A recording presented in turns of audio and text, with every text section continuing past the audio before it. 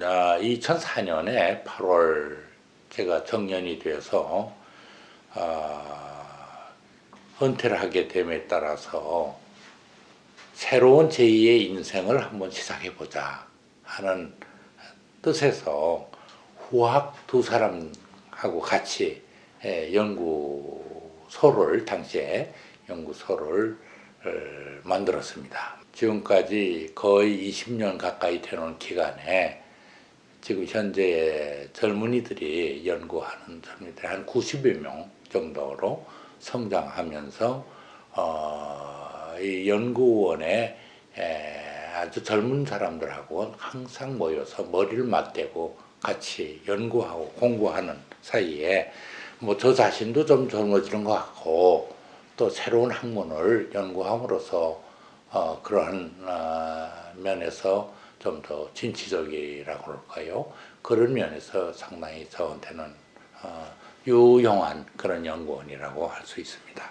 이 한국환경건축연구원은 친환경 건축 기술의 연구 개발과 보급을 통해서 국가의 건축 산업 발전과 국민의 삶의 질 향상을 위해서 설립된 국토부 산하의 비영리 학술 연구기관입니다.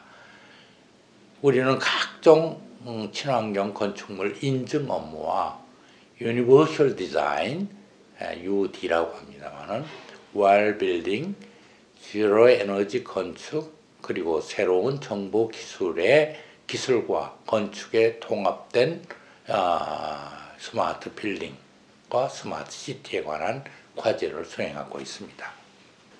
내 개인적으로는 미국의 재미건축가 하형록 회장을 매우 존경합니다. 그의 명조 P31이라는 게 있습니다. 이것은 잠언 31장으로 최고의 회사를 경영하라 하는 그런 책인데 이것을 읽고 저도 감명을 많이 받았고 또 우리 연구원의 설립 취지와 경영 철학과 부합되는 내용이기 때문에 이분의 그런 주창하는 그런 요소들을 우리도 실제로 적용 운영하고 있습니다. 몇 가지만 중요한 것을 얘기한다면은 첫째, 남에게 상처를 주지 않는 회사를 만든다. 둘째는 인정을 베푸는 회사입니다. 수익이 생기면 직원들과 함께 나눈다. 뭐 이런 취지랄까요?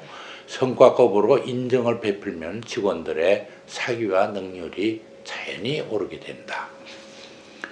셋째, 다 함께 뛰는 회사입니다. 일찍 와서 같이 일을 하다 보면 자연히 생산성도 오르고 여러분들이 아주 적극 호응을 해서 잘 회사를 운영해 올 수 있다. 이런 내용이 되겠습니다. 네 번째로는 높은 목적을 가진 회사. 열심히 일해서 남는 수익을 자선단체에게 나누어주는 것을 목표로 20여 년간 달려오다 보니 남을 돕는다는 정신이 전 사원에게 파급되었다. 이런 얘기를 합니다. 제가 원래 사랑의 집지키 운동이나 장애 우호 시설, 어린이 방과 후의 교실 개선 등 사회봉사 활동에 임직원들이 참여해서 같이 일을 하는 동안에 소위 봉사 정신이 모든 사원들의 그렇게 깃들이게 되지 않았나 이런 생각을 합니다. 다섯째로는 고객의 성공을 돕는 회사다. 내년에 20주년을 맞는 우리 연구원 이러한 시대적인 변화를 민감하게 받아들여서 4차 산업혁명의 핵심 정보 기술을 하루속히 환경건축에 접목시켜 나감으로써 또 하나의 20년의 미래를 준비할 필요가 있다. 그렇게 생각을 하고 운영하고 있습니다.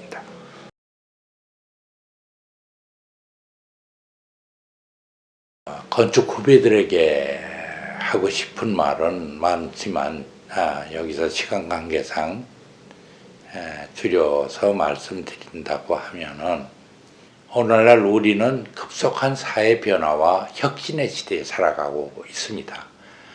디지털 혁명 시대를 거쳐서 4차 정보기술 혁신의 시대, 즉 내일의 변화를 예측하기 어려운 시대를 살아가고 있습니다.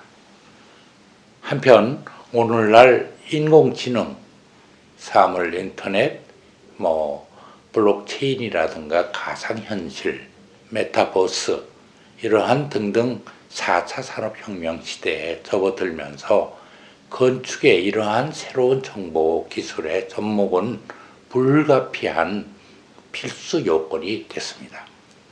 우리는 재빨리 이 분야 전문가들의 협력과 도움으로 변화하는 새로운 기술을 건축에 융합시켜 나가는 길만이 새로운 시대에 부응하는 길이라고 믿습니다. 정두희 교수는 기술지능, TQ라고 합니다만, 이 기술지능이라는 저서에서 기술은 기하급수적으로 발전되고 이에 따른 인간의 역량도 증폭되며 세상을 변화시킬 기술들을 자기 것으로 만들고 이러한 역량을 증폭시킬 줄 아는 소위 기술지능이 뛰어난 사람이 최후의 승리자가 된다는 말을 했습니다. 즉 기술지능이란 기술 속에 숨겨진 가치를 감지하고 기술의 힘을 자신의 역량으로 흡수해서 이를 탁월하게 활용해내는 능력을 말합니다. 이제 우리도 미래를 준비하기 위해서는 우리의 기술 지능을 신장시켜 나가야 한다고 생각합니다. 또한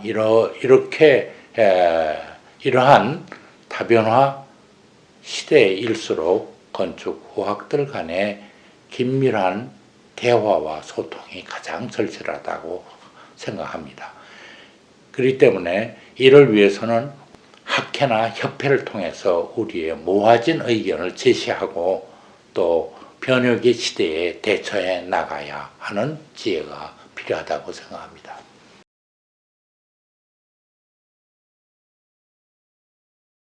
일반 대중에게 하고 싶은 말로서는 나는 영국 스트래스클라이드 대학교에서 건축학 박사를 취득하고 40년간 연세대학교 건축학 교수로 봉직했습니다. 현재 연세대학교 명예교수로서 또 우리 사단법인 한국환경건축연구원 이사장으로서 또 사단법인 건축학회 명예회장으로 있습니다. 요 사이 ESG라는 말이 세간에 오릅니다. 이 말은 환경, E, 사회공헌, S, 투명한 지배구조, 확립, 지위를 실천하는 기업 경영 방식을 의미합니다.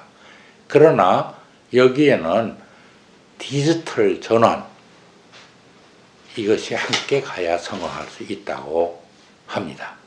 다시 말하면 디지털 핵심 기술과 세상을 움직이는 신기술을 발굴하여 상품, 서비스, 프로세스 등을 디지털화함으로써 그 성과를 창출할 수 있다는 것입니다. DT는 ESG 경영 목표를 달성하기 위한 스마트한 수단으로 ESG 경영을 위해서 탄탄한 DT가 뒷받침해야 된다고 생각합니다. 최근에 마침 ESG 학회장인 고문현 교수의 ESG 발전 방향과 기본 구축에 대한 강연에서 기후 위기와 ESG 주제를 발표해서 했는데 그 내용을 보면은 해운 기업을 비롯한 우리 기업의 방안을 해결하기 위해서는 핵심 아젠다로 ESG를 제안을 하고 있습니다. 특히 환경은 공공재고 또 공유재의 여기서 오는 여러 가지 공유재의 비극을 극복하기 위해서는 ESG가 확립되고 기후 위기를 해결해야 한다고 강조하고 있습니다.